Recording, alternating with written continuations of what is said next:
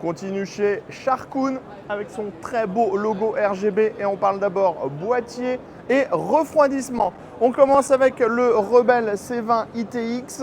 Donc c'est un boîtier ITX qui peut accueillir des grandes cartes graphiques de type 4090. C'est livré avec 3 ventilateurs de 120 mm à RGB avec un contrôleur de base. Et ce qui est assez intéressant sur ce boîtier, c'est qu'on va pouvoir démonter les pieds et on pourra le mettre à la verticale ou à l'horizontale. Donc ça, c'est vraiment plutôt pas mal. Et il faut savoir que le boîtier est intégralement filtré. On a du type C.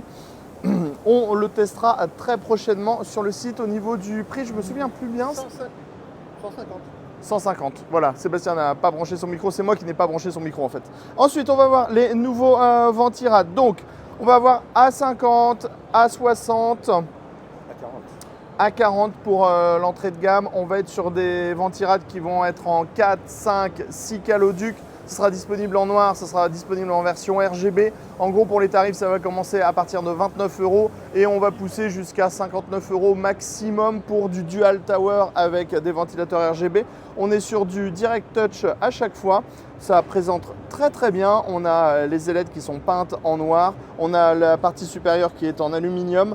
Vraiment, il n'y a absolument rien à dire pour le tarif. C'est ultra accessible et ça devrait proposer des performances qui sont très intéressantes. Ensuite, je vais me tourner. On va faire le demi-tour pour parler du Elite Shark CA500 qui est donc le premier boîtier aquarium de Sharkoon. Je vous donne tout de suite le tarif, 149 € en version ATX, 129 € en version micro ATX. On est sur un panneau en verre trempé d'une seule pièce avec une courbure au centre. On est sur un boîtier qui est compatible avec les cartes mères proposant des connecteurs à l'arrière.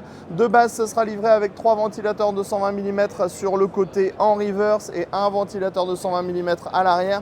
On pourra mettre du 360 mm dans la partie haute, du 360 mm sur le côté. On a un cache alimentation.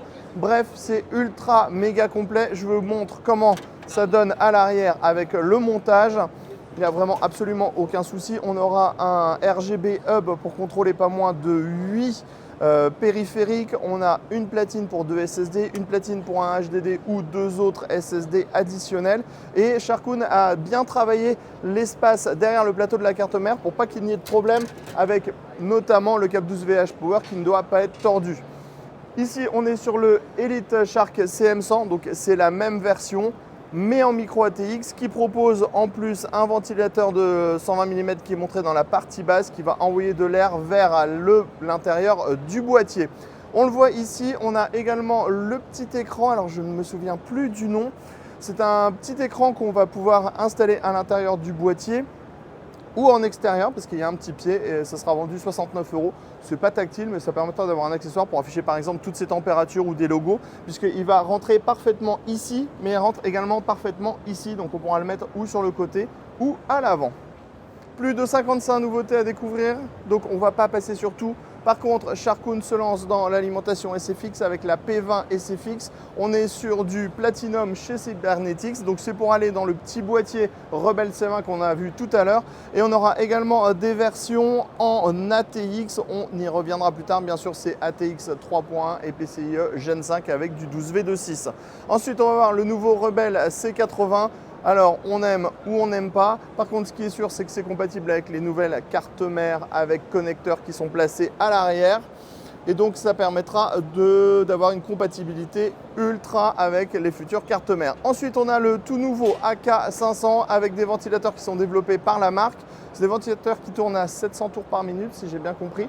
Donc, ça devrait offrir du flux tout en permettant de ne pas avoir trop de bruit. On aura 4 ventilateurs de base dans le boîtier.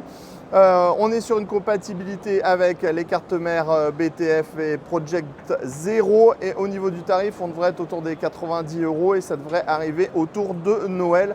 Bon, après, question design, on aime ou on n'aime pas. Ensuite, on aura le MK6. Le MK6, en gros, c'est un peu une version en 2 panneaux du boîtier aquarium qu'on a découvert tout à l'heure. Ça sera hyper accessible, je crois que c'est 80 € en micro ATX, 90 € en version ATX. Ça sera livré avec 4 ventilateurs pour la version ATX. C'est compatible avec les cartes mères qui proposent des connecteur à l'arrière. Pour la version micro ATX, on aura 3 ventilateurs. Les ventilateurs avant sont toujours en mode reverse et avec le mode Infinity Loop. Et ici, on en profite pour vous montrer le AK6. Donc en fait, ce sont les mêmes ventilateurs que ceux dont on parlait tout à l'heure, mais avec le RGB en plus. Donc on retrouve le top, avec du RGB également et le ventilateur qui va pouvoir nous donner un petit peu de couleur. On passe au périphérique, je pense que ça va être en 2 fois. On a d'abord le SGH25, donc c'est un casque gaming ultra accessible, ça sera 35 €, mais ici c'est en métal. On a du mesh absolument partout pour le confort. On a des drivers en 50 mm à l'intérieur. On a un micro détachable, franchement pour 35 €, ça devrait faire le boulot. On va aussi avoir une version sans fil qui va arriver, le SGH40W. On a aussi des drivers de 50 mm. On a le micro détachable. On a le mesh pour les oreilles et pour le support de tête. On a du simili-cuir, ce qui va isoler un petit peu plus. Et on va même avoir le droit à du RGB et un peu de métal sur le côté. Et au niveau du tarif, on sera à 64 €. Chez Sharkoon, c'est ultra méga accessible comme d'habitude. Ensuite, on va avoir le SGK50S2 avec le pavé numérique. Ça va être disponible en PBT, 109 €. En ABS, 89 € et on pourra aussi choisir d'avoir que le châssis si on le désire. Tout ça pour 69 €. On vous remontre sur la qualité de la fabrication, c'est plutôt pas mal, c'est ultra costaud, c'est bien rigide et on pourra choisir un petit peu les switches qu'on veut. On termine chez Sharkoon avec les produits qui font appel à du bois, parce que c'est une des grosses tendances. On connaissait déjà le Rebel C70. Et on va maintenant avoir en fait les claviers SGK, S2, S3, S4 qui vont arriver avec du bois. On vous donne tout de suite le tarif 150, 160, 170 € et j'en prends tout de suite un en main. Je prends celui-là parce que je trouve que c'est le plus joli.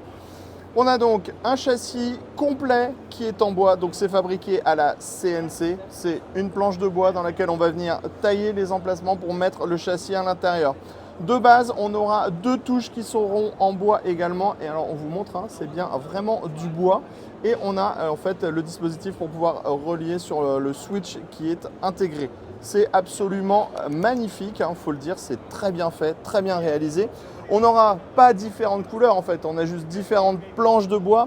Ça sera livré sans le palmrest, donc le palmrest sera en option puisque là pour le moment c'est toujours un produit qui est en développement et on vous montre les finitions, c'est juste absolument impeccable.